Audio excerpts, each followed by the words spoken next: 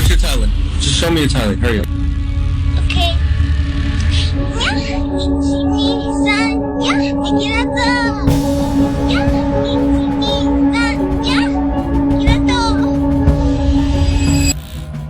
এইটা হলো আমাদের জেনারেশন। কিভাবে এই জেনারেশন তৈরি হচ্ছে এর দায় কার, এই সব কিছু নিয়ে আমাদের আজকের ভিডিও। একটু সময় নিয়ে বসুন।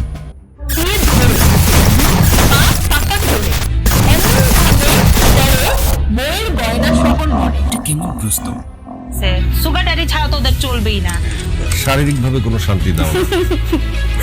In all respect. তোমার জীবনের প্রথম কিস কবে ছিল? I am pregnant.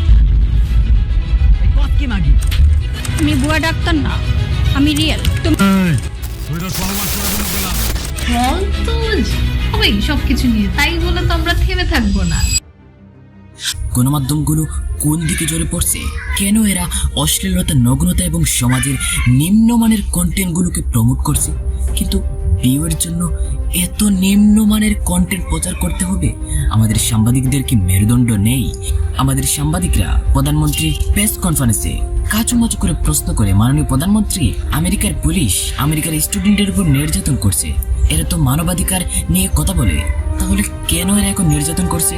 এ ব্যাপারে আপনি কিছু বলুন। ভাই, আমাদের দেশের জলজান্ত মানুষ গুম হয়ে যায়, ব্যাংক থেকে টাকা লুট হয়ে যায়, খেলাফ ঋণের শেষ নেই। স্টুডেন্টের উপর আমাদের দেশেও তো কম নির্যাতন করা হয় না, আর সে চিন্তিত আমেরিকার মানবাধিকার লঙ্ঘন নিয়ে। আমরা কি ভুলধারার সাংবাদিকতার থেকে দূরে সরে যাচ্ছি? আমাদের একটা প্রজন্ম ধ্বংস করে দেওয়ার জন্য কেন মিডিয়া উঠে পড়ে লেগেছে? নাটক, সিনেমা, টিভি, সাক্ষাৎ, টক শো মানুষের জীবনের মধ্যে অনেক বড় একটি প্রভাব ফেলে, কিন্তু এই প্রজন্মকে যা দেখানো হচ্ছে মিডিয়াতে তা কি আমাদের কালচার? একটি দেশের সাংস্কৃতিক আচরণ পেশ করে মিডিয়া, কিন্তু মিডিয়াগুলোতে যে সংস্কৃতি দেখানো হচ্ছে তা কি আমাদের সংস্কৃতি? তোর যদি না হয় তাহলে আজকের মিডিয়া আমাদের কোন সংস্কৃতির দিকে নিয়ে যাচ্ছে, এগুলো নিয়ে আমাদের আজকের ভিডিও। চলুন কথা বলি বাংলাদেশের ভয়ঙ্কর মিডিয়া পরিকল্পনা নিয়ে। মিডিয়া বলা হয় একটি সমাজের দর্পণ না। এই মিডিয়ার দায়িত্ব হচ্ছে নেতিবাচকতা দূর করা, কিন্তু বর্তমানে তা 180 ডিগ্রি উঠে গেছে।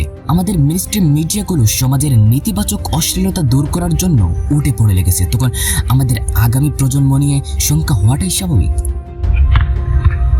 The Seychelles, Russia, Djibouti.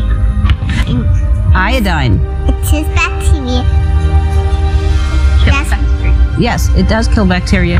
And this is chlorine. chlorine. And this is Swanson and virus to make them wet, and also during the dark ages. এটা দেখালাম ইন্টারন্যাশনাল টেলিভিশনের শো। এখানে ট্যালেন্টেড কিডদের নিয়ে প্রমোশন করা হচ্ছে, যেটা সম্পর্কে মানুষ অনেক দেরিতে জানতো, সেটা আজকালকার বাচ্চারা 3 বছরেই জেনে যায়। বিদেশি মিডিয়াগুলোতে ডাকা হয় কিডদের, আর আমাদের দেশে ডাকা হয় নেতিবাচক কাজের ভাইরালদের। 15-16 বছর বয়সে একটি মেয়েকে জিজ্ঞাসা করতেছে, তোমার লাইফের প্রথম কিস কবে ছিল? তোমার জীবনের প্রথম কিস কবে ছিল? Inter first year. এটা কি স্বাভাবিক? সদ্য জন্ম নেওয়া শান্তি রহমান তার বয়ফ্রেন্ডকে নিয়ে ঘোরাঘুরি করতেছে, এটা ট্যালেন্ট? সময় টেলিভিশন তার 2 পর্বে এক্সক্লুসিভ ইন্টারভিউ নিচ্ছে এবং রসি রসি প্রশ্ন করতেছে, আপনার প্রেমের বয়স কত? 15 থেকে 16 বছরের একটি মেয়ে বয়ফ্রেন্ড নিয়ে ঘোরাঘুরি করতেছে। 18 বছরের কম বয়সে বিয়ে দেওয়া নিষিদ্ধ, সেখানে একের পর এক মেয়ের ইন্টারভিউ নেওয়া। আপনারা কি প্রমাণ করতে চাচ্ছে? 16 বছরের একটি মেয়ের বয়ফ্রেন্ড থাকা স্বাভাবিক? এটা কি আমাদের সংস্কৃতি? আপনারা এরকম করে আর 10টা কিশোরকে আগ্রহিত করছেন না? নাকি আমাদের দেশের ট্যালেন্ট নাই বলে আপনারা এরকম বস্তা পচা ইন্টারভিউ নিতে হচ্ছে? 2022 সালে আন্তর্জাতিক বিতর্ক চ্যাম্পিয়নে ইতিহাসের প্রথমবারের মতো বাংলাদেশ চ্যাম্পিয়ন হয়। এমনকি দক্ষিণ এশিয়ার এই বাংলাদেশ প্রথম চ্যাম্পিয়ন হয়। এমন একটা অর্জন নিয়ে কি কেউ কোনো ইন্টারভিউ নিয়েছিল? আন্তর্জাতিক ম্যাচ অলিম্পিয়াডে বাংলাদেশের হয়ে প্রথম স্বর্ণপদক অর্জন করেছিলেন জাওয়ার আহমেদ। 20 জানুয়ারি 2024 25তম আন্তর্জাতিক রোবট অলিম্পিয়াডে 3টি স্বর্ণপদক সহ মোট 15টি পদক অর্জন করেছে বাংলাদেশি দল। এমনকি আন্তর্জাতিক ফিজিক্স অলিম্পিয়াডে বাংলাদেশের 2টি পদক অর্জন করে। আপনি যখন দেখবেন দেশের হয়ে আন্তর্জাতিক পর্যায়ে বুদ্ধিভিত্তিক লড়াই করে পদক জিতে আসা শিশুরা কোনো অ্যাপ্রিসিয়েশন পায় না, কিন্তু এর বিপরীতে উদ্ভট আচরণ করে নাচানাচি করা মাথায় গু ভরা টিকটকাররা তখন আর বুঝতে বাকি থাকে না এই জাতির ভিতর কতটা ময়লা জমে আছে। অথচ এই ট্যালেন্টদেরকে মিডিয়াতে নিয়ে আসার কথা। এদেরকে দেখে আরো লাখ লাখ স্টুডেন্ট ইন্সপায়ার হবে, নিজেদেরকে তাদের মতো করে তৈরি করবে। এক সময় মিনিস্ট্রি মিডিয়াগুলোতে এরকম ট্যালেন্টগুলোকেই দেখানো হতো, কিন্তু এখন দেখানো হয় যে যত বেশি অশ্লীল, যে যত বেশি নোংরা, যে যত বেশি ভাইরাল তাদেরকে। এদের দেখে জাতি কি শিখবে? সুগার ড্যাডি আছে, সুগার ড্যাডি ছাড়া তো ওদের চলবেই না।